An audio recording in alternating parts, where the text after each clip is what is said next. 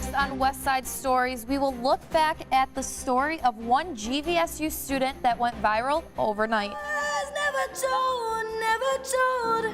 Plus, with no Artprize in 2019, we recap some of the most interesting pieces from last year. And we'll relive one of the first shows performed at the recently opened Haas Center of the Performing Arts. All that and more, next on West Side Stories. West Side Stories is produced by students from the Multimedia Journalism program at Grand Valley State University. Support also comes from the School of Communications. Inspiring thought, perfecting practice.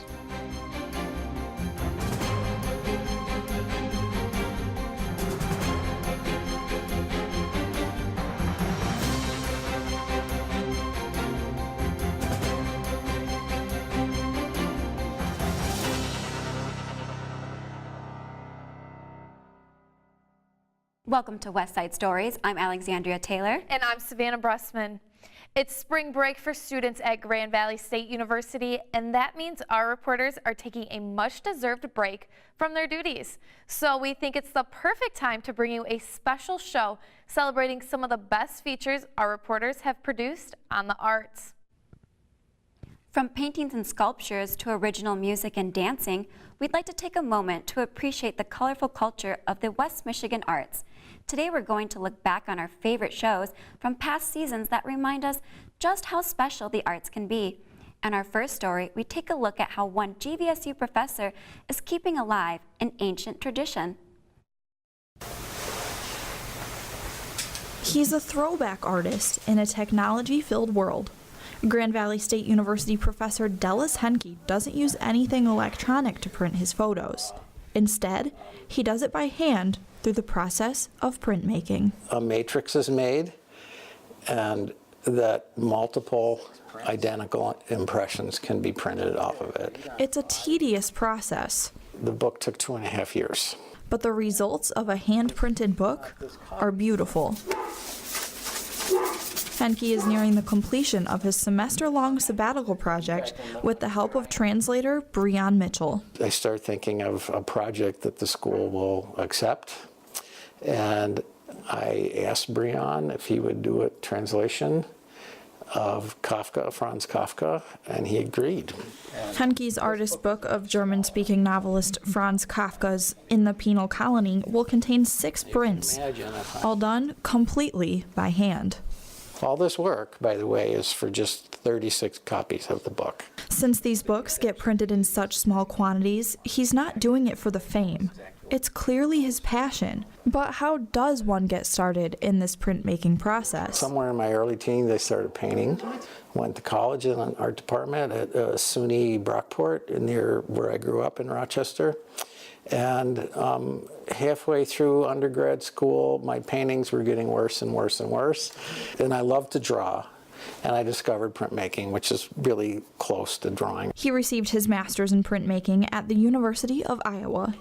There, he completed the 2.5-year artist book project of Samuel Beckett's play, Waiting for Godot. Pretty big thing for a 23-year-old to say, like, you want to illustrate a Nobel Prize winning book.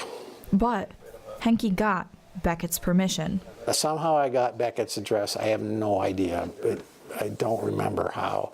I put together a dummy copy of the book and I sent it to him and asked him for permission. And 10 days later, I had a letter back from him. He liked it and he said, I'll clear the way with my publisher so you don't need any more permission than mine.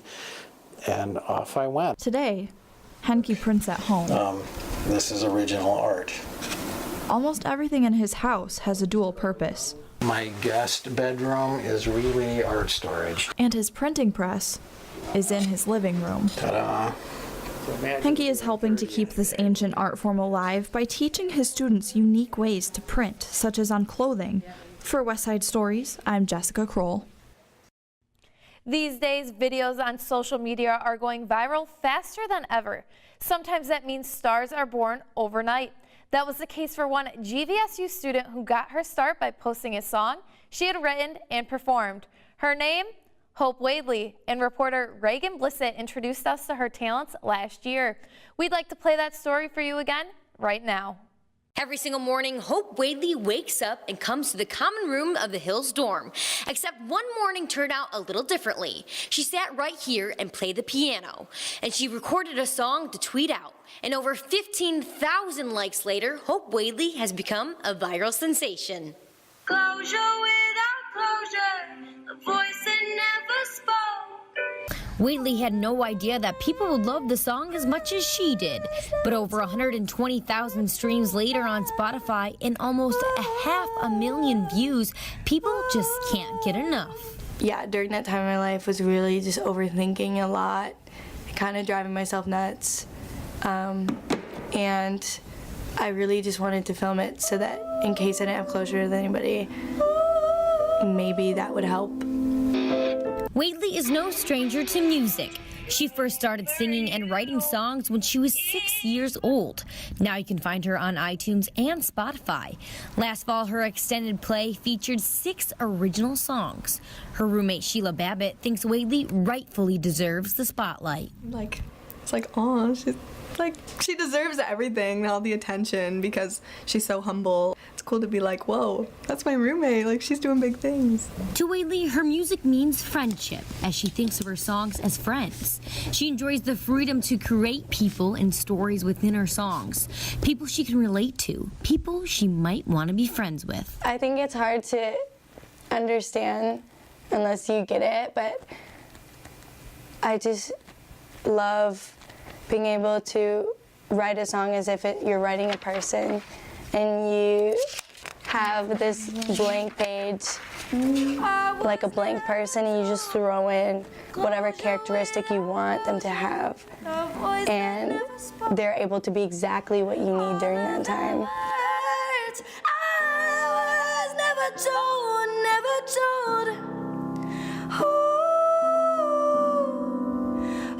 She hopes her listeners find a friend in her music too, which people can do online or on the street. Waidley's also a street performer trying to raise a little cash. People will find her barefoot and singing with her guitar in Ann Arbor. Every different place is a different sound, a different song. So I like to travel around and just hear all the different music that places have. Waidley's travels can be found in her music, but when she's not singing or writing songs, she's just like every other college student. Some customers are amazed finding out she's a singer.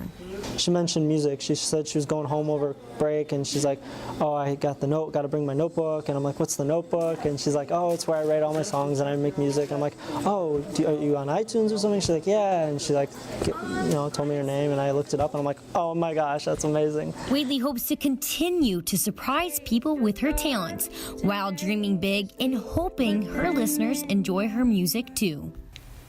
If I ever got the opportunity to open for a band and just tour, that would be a dream. I'd absolutely love that. Waidley hopes to build that stronger connection with her audience. In Allendale, I'm Reagan Blissett. Hope Waidley was recently the opening act for Meg Mac at the Bootleg Theater in LA.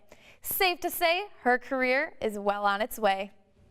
Last fall, Grand Rapids was packed to the brim with people visiting the city for Artprize 10.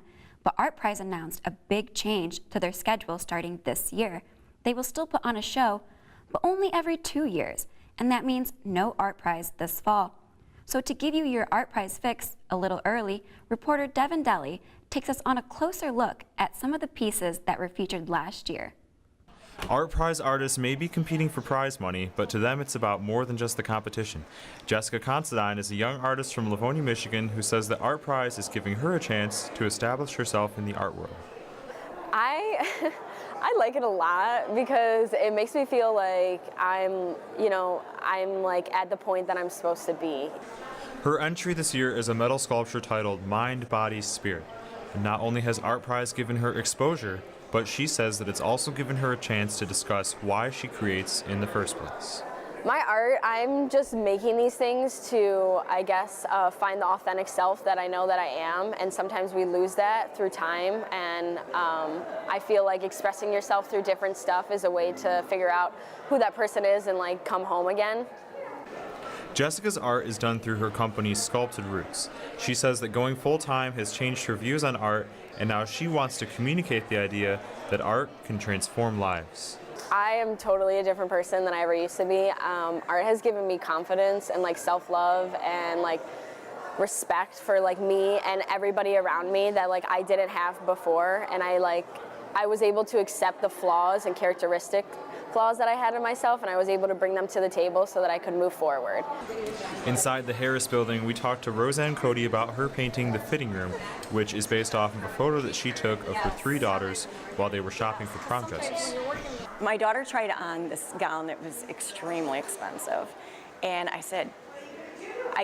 encouraged her. I said, you really need to know what this feels like, to have that princessy moment, you know. Even though we're not going to be able to afford this gown, try it on and just see what it feels. And she put it on, and she stepped up on this platform that was surrounded by mirrors, and it was just absolutely breathtaking. You could see the daughter on the left was almost like gasping. It was just beautiful. And it's a time that I won't be able to get back. Cody says that the mother-daughter theme in her painting has had a much bigger response than she ever anticipated, and she says that it's been allowing her to connect with the people she meets on a deeper level. I had 3 different women at 3 different times hugging me, and we were crying. One of them had lost her daughter. She was killed, and she was like, I'm never going to have this moment again. And another one shared with me that she had all sons, and she said, you know, I'm never going to have that. Across the room from Cody, Judy Nauta took a more interactive approach to her work. The art of conversation encourages those passing by to stop and stay a while. Each table is built around a different theme or memory from Nauta's own life, and it's been allowing those who participate to get to know each other a little better. 2 guys who had been friends for almost 60 years, who really thought they knew everything about each other and didn't really want to do this, sat down at the grandfather table, and after they were here for about a half an hour, they finally got up, and one of them walked away, and the other fellow came to me and said, I knew he was a good friend, but I really didn't know how good of a friend he was until we answered some of these questions. Each table features question prompts, many of which might seem out of place in a normal conversation. But according to Nauta, this actually allows for more meaningful interactions, something that she thinks doesn't happen enough. Our lives are busy, and just to pause for a moment and remember face-to-face conversation, that's what's really important. At the end of my life, I'm not going to wish I could have sent one more text or one more email, but I know when I've lost people close to me, I've always wished I had time for one more conversation. To these artists, Artprize is about so much more than just the prize money. It's about connecting with the world around them and getting to share the message of their work with other people. Reporting from downtown Grand Rapids, I'm Devin Deli. 1 year ago, the Haas Center for Performing Arts on GVSU's Allendale campus opened for business. We take a trip back in time to one of the very first shows ever performed in this unique theater. Linnea Martinez was there and talked with well-known professor and actor Roger Ellis. So to the right, and then they'll just open seating, general admission. Okay, you're good to go. It was an exciting weekend for the Haas Center for Performing Arts and the new Lynn Maxwell Keller Blackbox Theater. Students, professors, and curious theatergoers attended the world premiere of the play Anton Himself, First and Last, written by Karen Sund. Sund is an award-winning playwright who wanted to pay homage to the life of Russian dramatist Anton Chekov. He's the second most produced playwright in the world after Shakespeare. Shakespeare's the only one that's produced more, so people love his stuff. The audience follows the story of Chekov's life, from his biggest failure, the seagull, to his greatest success, the cherry orchard. We are able to experience the highs and lows of this great playwright. But what makes this show so unique? Meet Roger Ellis, a theater professor and actor at GVSU who's been teaching for 42 years. Sund and Ellis have been working on the show together for the past 5 months. This play is the one that Professor Ellis found sometime, and he published a monologue from it, I think it was, a long time ago, and then he started performing it. The show is performed in a special kind of theater called a black box theater, which presents its own challenges. According to Professor Ellis, on a stage like this, the audience is just as much a character as he is. performance. You know, in live theater, there's a lot that goes on between the action, reactions of the audience and the actor. I don't think people just coming into the theater occasionally realize that the audience itself creates 1/3 of the energy that's going on. The actors give out, the audience responds, the actors hear the audience and feel the audience response, and that alters what they're doing so that no performance is ever the same. While Ellis may be the only performer, he is not without help. A technical crew of up to 5 people keep the production moving. Emily Catola, the sound designer, explains the difficulties of producing sound when there isn't a large cast. Since there is only one actor in the show, my job with this was creating essentially a laugh track. I had to build that from scratch and implement that myself. The tech crew meets an hour and a half before each show to test lights, audio, and props. Their goal? To give the audience an authentic experience. Is that a wrap, as they say? The combined efforts of the actor, technical crew, and audience help set the stage for a successful performance. I'm Linnea Martinez, Allendale. This next story takes art to new heights. You see, it's all about dancing in midair, and it's an award-winning feature by former West Side Stories reporter Reagan Blissett. We're holding on by our hands 18 feet up, so that is danger itself, I suppose. When it comes to dance, we imagine the art form being performed on the ground, not 18 feet up. Aerial Dance Chicago is redefining how we think of dance. While most people think it's something you do on a stage, Karen Fischel-Doyle says aerial dance reaches new heights, literally. Aerial Dance Chicago is a contemporary dance company that takes dance into the vertical floor, meaning that we go up into the space and cover the multi-dimensional area from floor to air and from the traditional stage as well, right to left. The ADC founder, Chloe Jensen, started the company back in 1999. She began by experimenting with different methods to move above ground, sometimes high above ground. Keep in mind, there's no safety net here, just a lot of training and trust. We do not rely on any extra mechanical devices. It's all human power, meaning that we have to trust each other, we have to hold each other's hands, we have to climb our own fabrics, we have to spread our own fabrics, and I think what it is it's quite amazing to the audience when they see that it can be just as smooth as a transitional state of dance on the traditional stage. I've never once had a crazy scare or anything like that, but I will say sometimes when you get up on the stage outside of your studio rehearsal, it's definitely like a little trippy at first, but it's more of like an adrenaline, like riding a roller coaster. ADC brought their aerial expertise to perform, but also to teach. They held workshops for dance majors at GVSU. Hannah Sudam was one of those students who was fascinated by the athleticism of dancers. I'm really fascinated by dancers' bodies. I think that they're some of the most amazing athletes in the world, and I think aerial dance shows how strong and how athletic they are. And I'm more of an athletic build, so I want to just utilize my full power there. Sudam understands the strength a dancer must have while remaining safe, which is the company's #1 priority. Nielsen keeps herself safe by staying in the zone while she performs. I have to count. It's a meditation for me, so I feel like I perform, but I keep myself a little bit not going too crazy to be safe and consistent. It's very self-rewarding knowing that it's really hard and you just did all of that.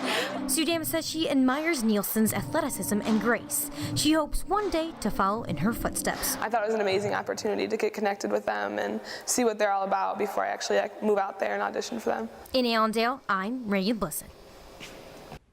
The reporter on that story, Reagan Blissett, now works for Channel 9 and 10.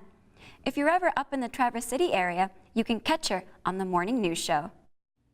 This special art appreciation episode of West Side Stories has so far shown the incredible diversity of art in and around Grand Rapids. But art does not always need to be created by a professional artist to be appreciated. Sometimes the unlikeliest of artists make the biggest impression. Reporter Sam Hall has more. In Grand Rapids, creativity can be found far beyond the Artprize entries in downtown galleries. On certain afternoons, in a stoop along Ionia Avenue, you may meet Anthony Lazar, a man with no home but a passion for art.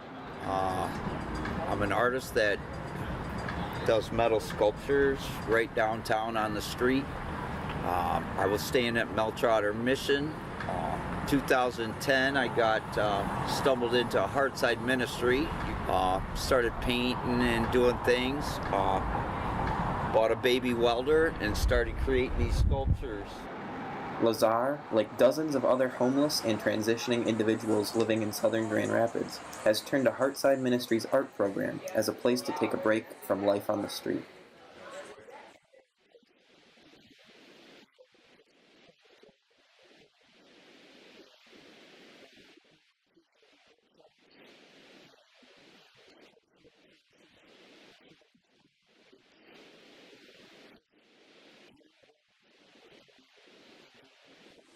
Heartside's art studio, which is open to the public from 9 until 3, Monday through Friday, is piled high with sewing projects, paint-covered canvases, sculptures, and pottery. Anyone is welcome to drop in during the day, whether it be to browse the countless pieces of finished artwork or to stay a while and create something of their own.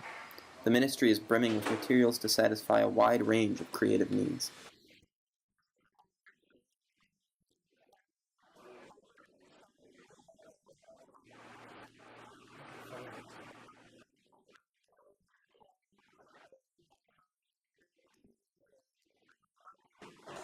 Heartside is not only an art studio, however. Many visitors are drawn to the ministry's other programs, which include counseling, tutoring, and free GED testing, to name a few.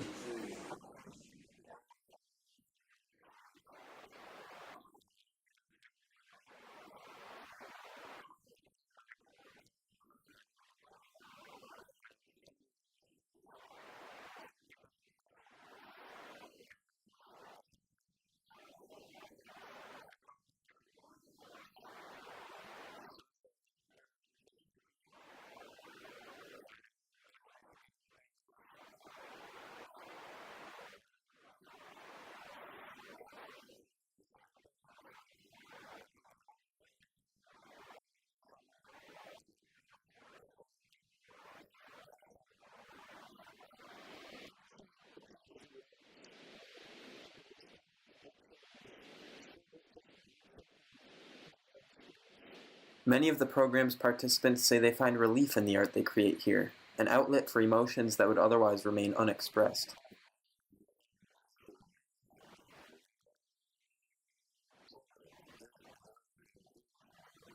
Joanna Jelks has been coming to Heartside long before she became art coordinator here, and says that the community has taught her a lot about a group of people who are often forgotten.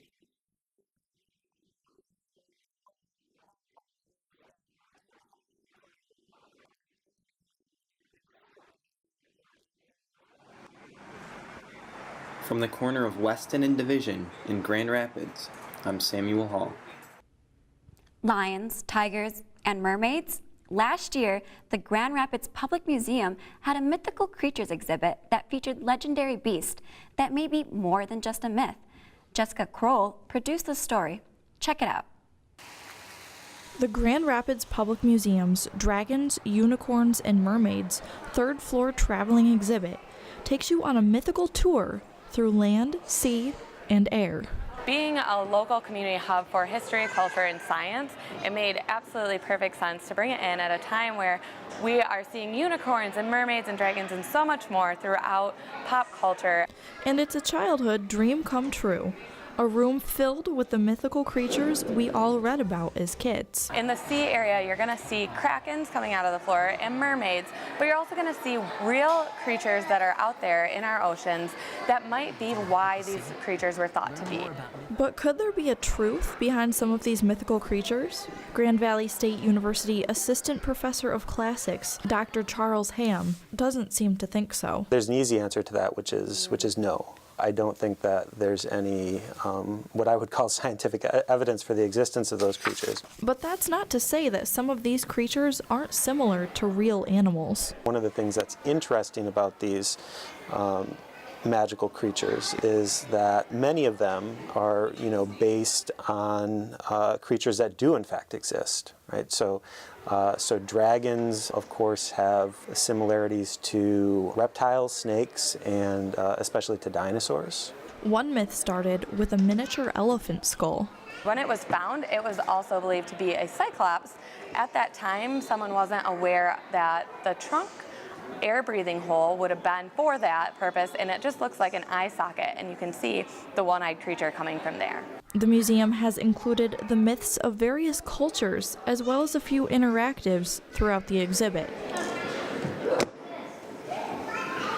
Ancient Chinese dragons are in this. There's a great interactive where you're going to be able to build your own dragon, picking out its features, and then adding it on screen so that you get to see your own touches become a part of the exhibit. Patrons are visiting this exhibit even though they know these creatures aren't or never have been real. They may be interested because it leaves them with a sense of wonder. Human beings seem to be interested in, speculating about, what they can't see or what they don't know exists, but that could possibly exist. For West Side Stories, I'm Jessica Kroll. That's all the time we have for today. I'm Alexandria Taylor. And I'm Savannah Bressman. Thank you so much for watching, and be sure to tune in next week. West Side Stories is produced by students from the Multimedia Journalism program at Grand Valley State University. Support also comes from the School of Communications, inspiring thought, perfecting practice.